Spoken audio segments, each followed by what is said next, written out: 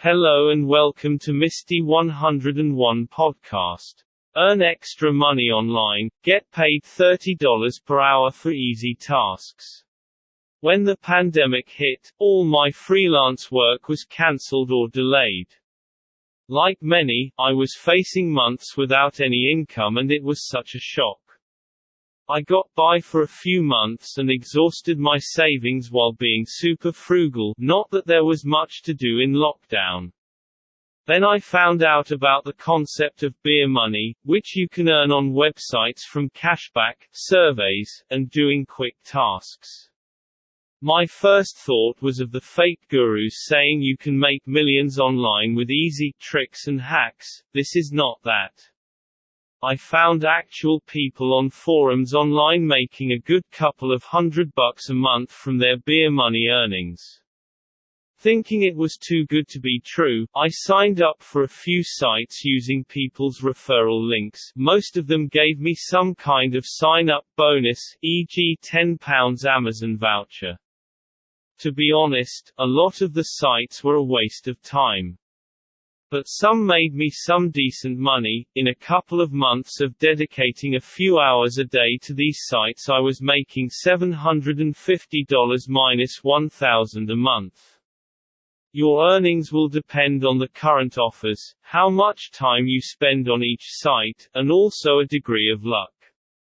Let's be clear, making money can be difficult.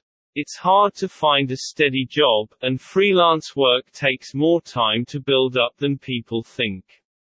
If you're looking for ways to make money online, but don't want to freelance or start your own side hustle business, there are tons of other options. Here are some real ways that anyone can earn some extra cash without doing anything too risky or time-consuming.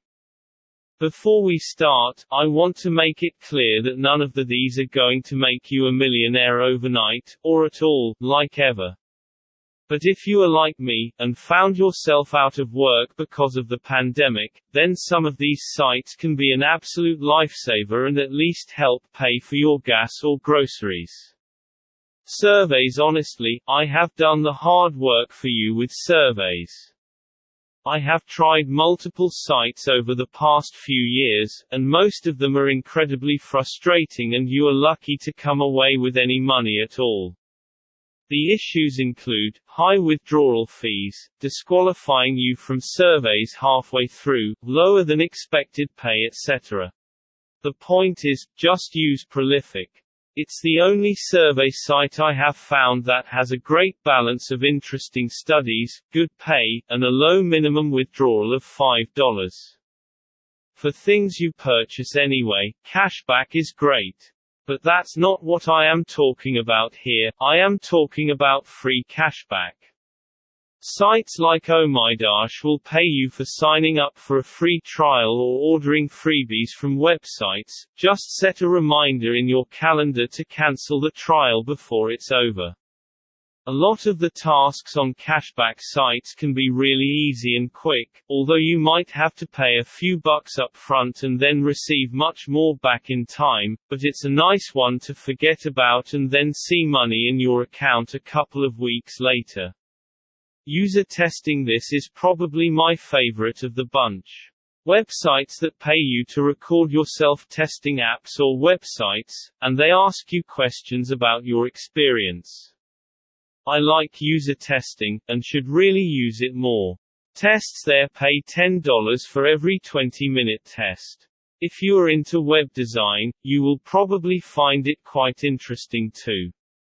To round things up, here's a few things I would recommend to help you maximize your earnings. Download the browser extension for each app, website. It will make your life a lot easier and make sure you are one of the first to get new tasks and offers. You don't have to do every offer on these sites, so don't feel forced to do low-paying ones you think are not worth it. Sometimes they just aren't. I will reiterate, don't expect to become a millionaire from any of these sites.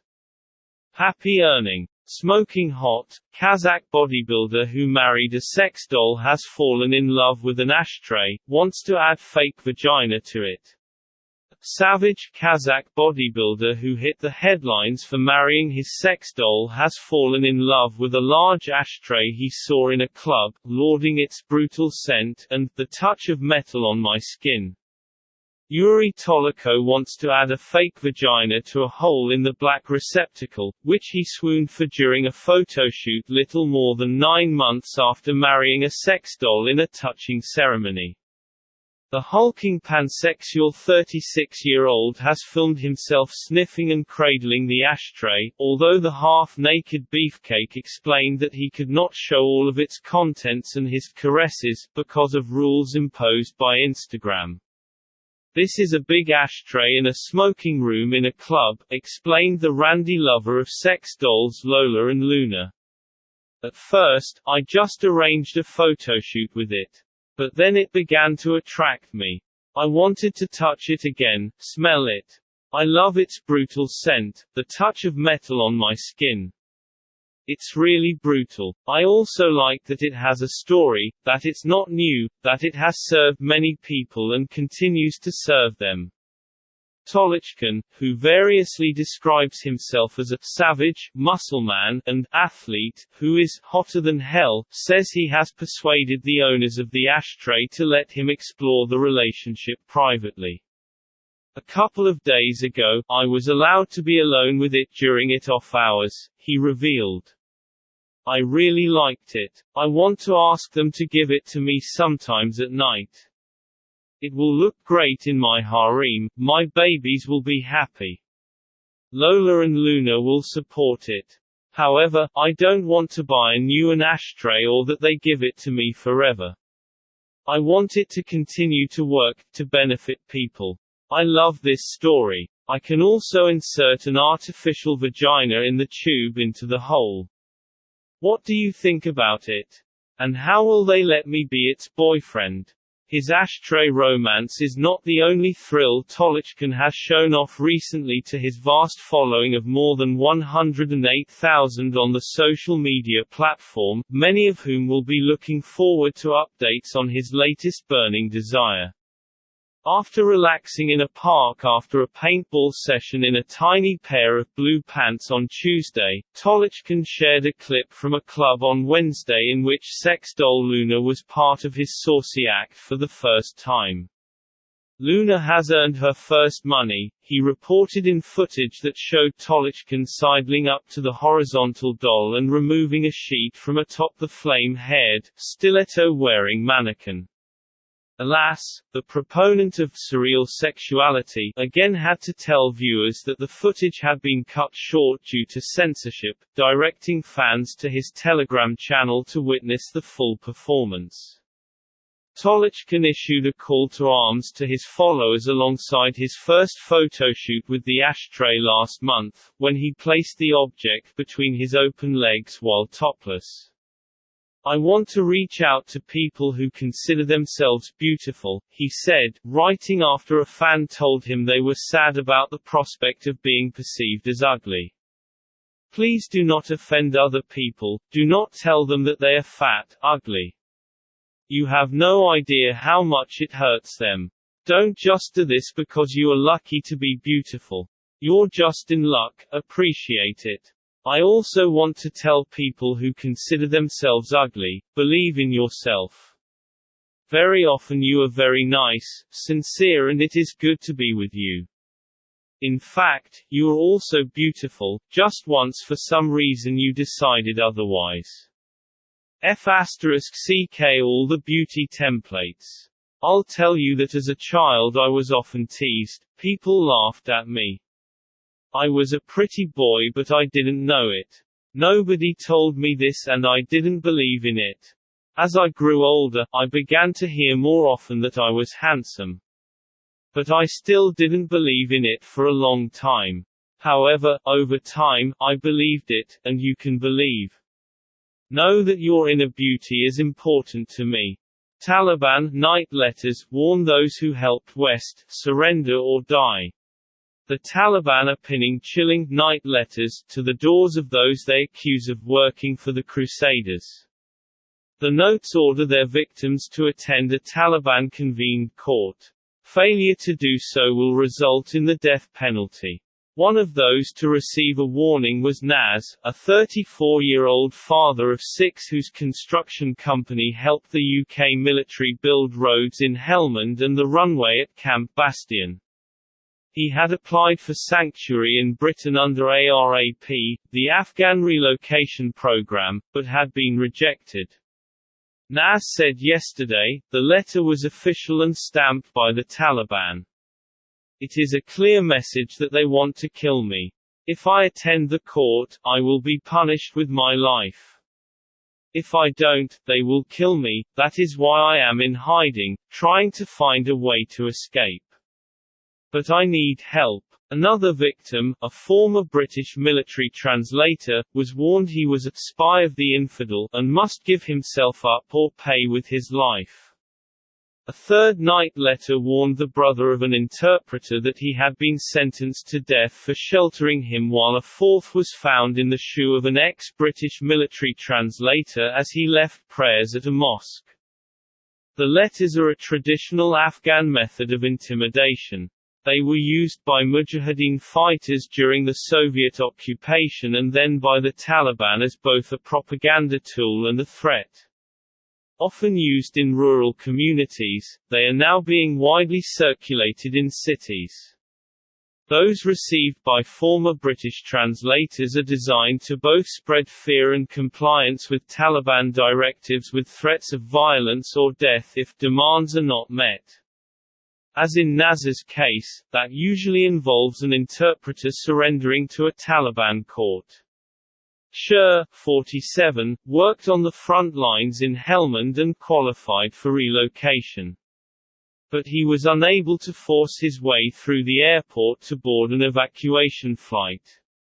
He said, "My daughter found the letter on our door with a nail in it. It instructed me to surrender myself for the judgment of the Court of the Islamic Emirate Taliban, or they would act like hunters to find me. They would then kill me." He immediately moved home and is now in hiding. It is a letter of fear, a warning, a threat to you and your family. You must bow to the Taliban orders or make sure you are not caught.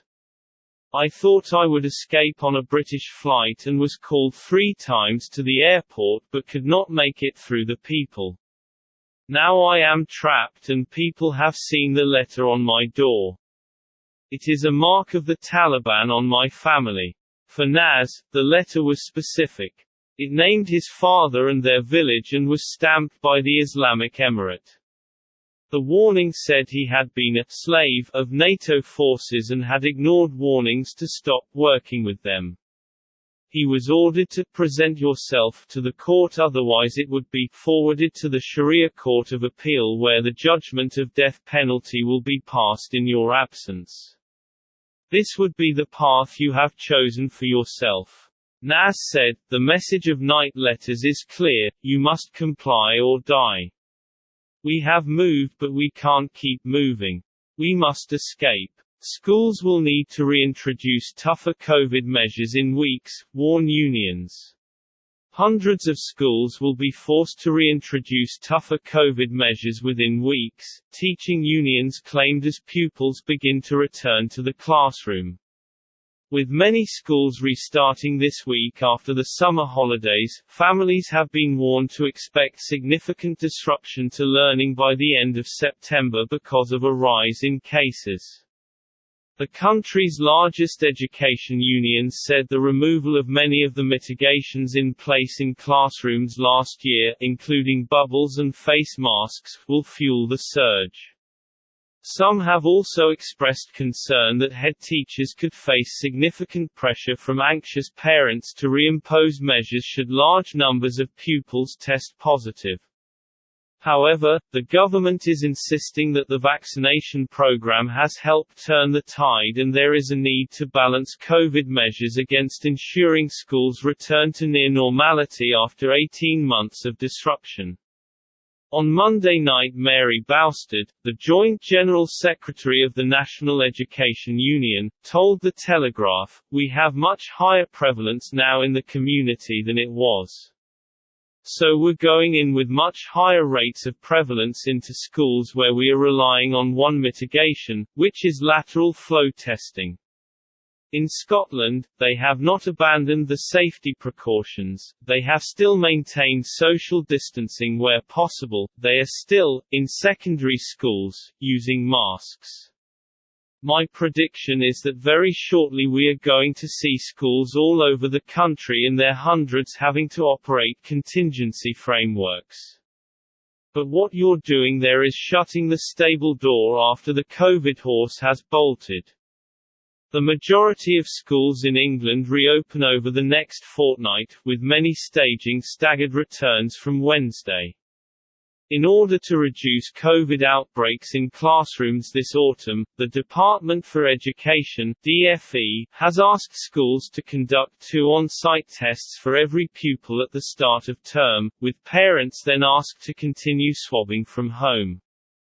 Under the DfE's contingency framework guidance, schools have also been told to consider moving classes and assemblies outdoors and step up cleaning and hygiene measures if 5 pupils and staff who have mixed closely test positive.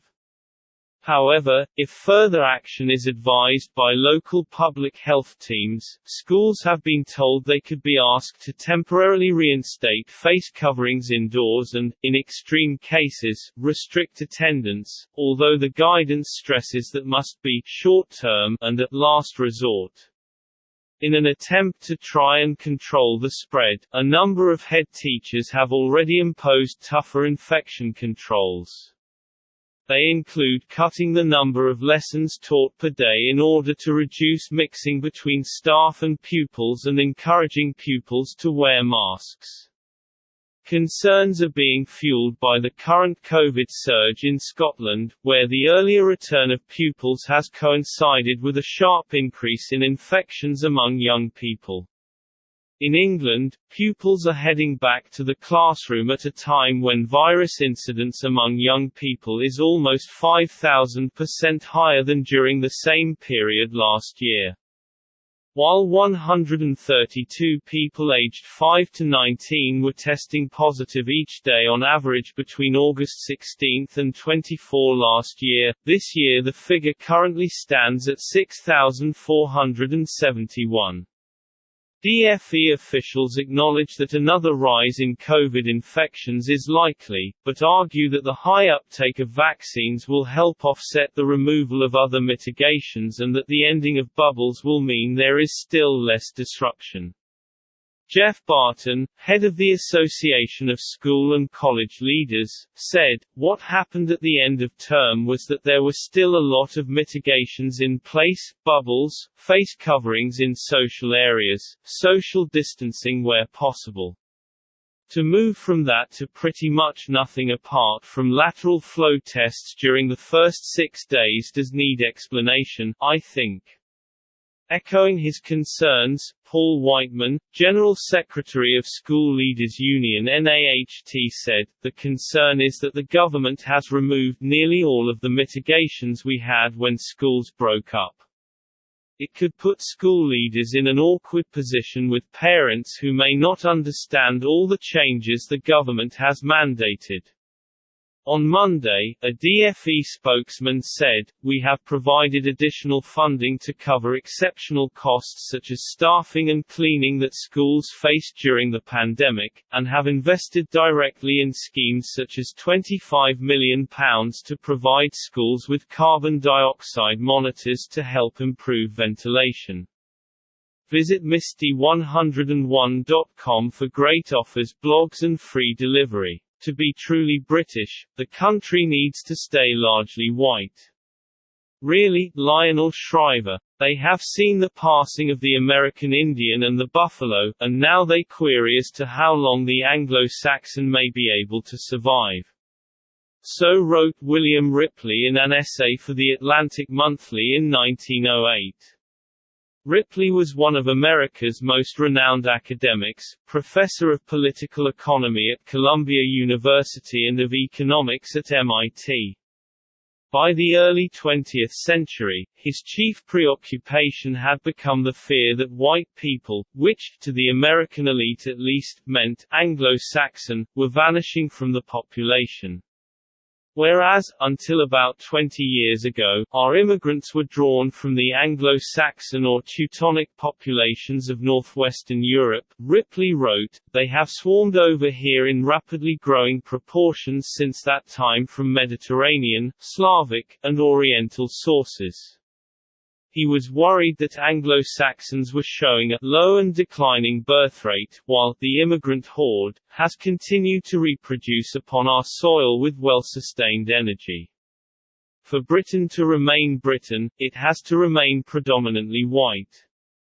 To say so, Lionel Shriver insists, is not racist. A century on, such fears of white decline have returned in certain circles.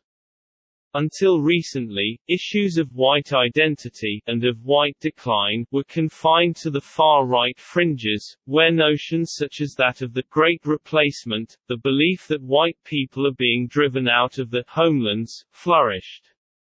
Increasingly, though, mainstream conservatives, academics, politicians, writers, are taking up the call. The latest comes in an essay by the novelist Lionel Shriver in The Spectator. It's entitled, Would You Want London to Be Overrun with Americans Like Me? But it's not Americans like her that worries Shriver. Her fear, rather, is that white Britons are becoming a minority in the UK. The lineages of white Britons in their homeland commonly go back hundreds of years, she writes, and yet they have to submissively accept the ethnic transformation of the UK, without a peep of protest. For Britain to remain Britain, it has to remain predominantly white. To say so, Shriver insists, is not racist. It is difficult, though, to know what else it could be. For Westerners to passively accept and even abet incursions by foreigners so massive that the native-born are effectively surrendering their territory without a shot fired, Shriver claims, is biologically perverse. This is the language of the British National Party, of the AfD in Germany, of Marine Le Pen in France.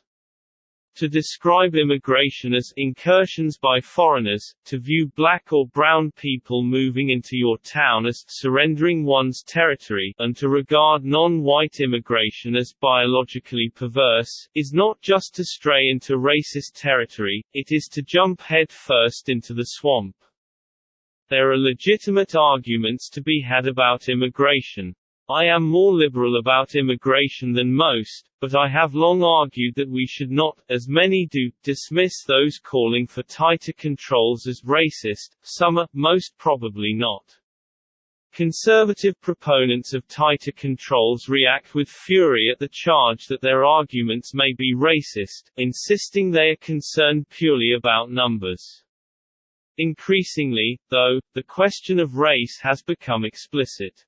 Shriver's is but the latest in a series of arguments by prominent conservatives bemoaning the decline of the white population or defending the legitimacy of white racial self-interest.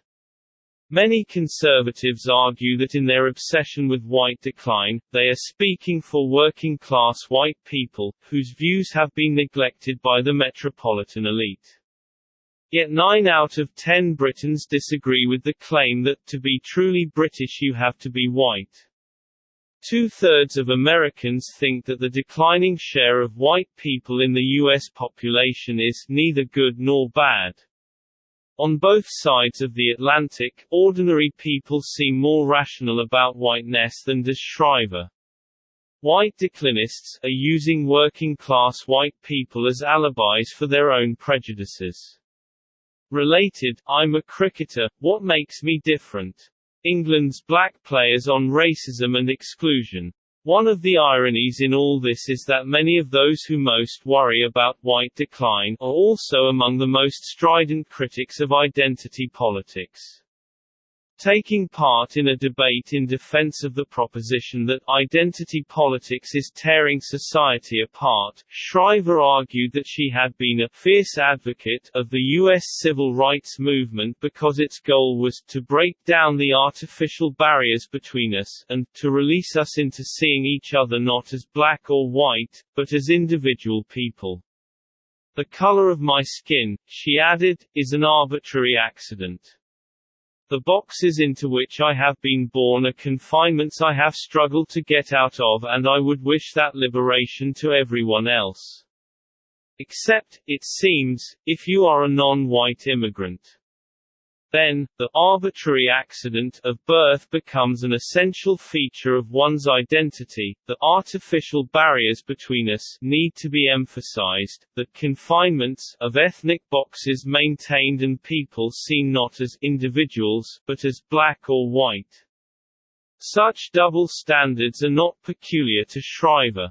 The writer Douglas Murray, for instance, is similarly hostile to identity politics, arguing, skin color is of no significance, which is what I think and I hope society can end up thinking, while also denouncing the fact that white Britons are a minority in their own capital city, and asking, were your derided average white voters not correct when they said that they were losing their country? It's a common thread running through much conservative criticism of identity politics. Right-wing critics have never been hostile to identity politics. They just want to push their form of identity politics. In truth, right-wing critics have never been hostile to identity politics. They just want to push their form of identity politics. The critique of identitarianism is, for them, a useful weapon with which to attack the left, while promoting their own insidious notions of identity.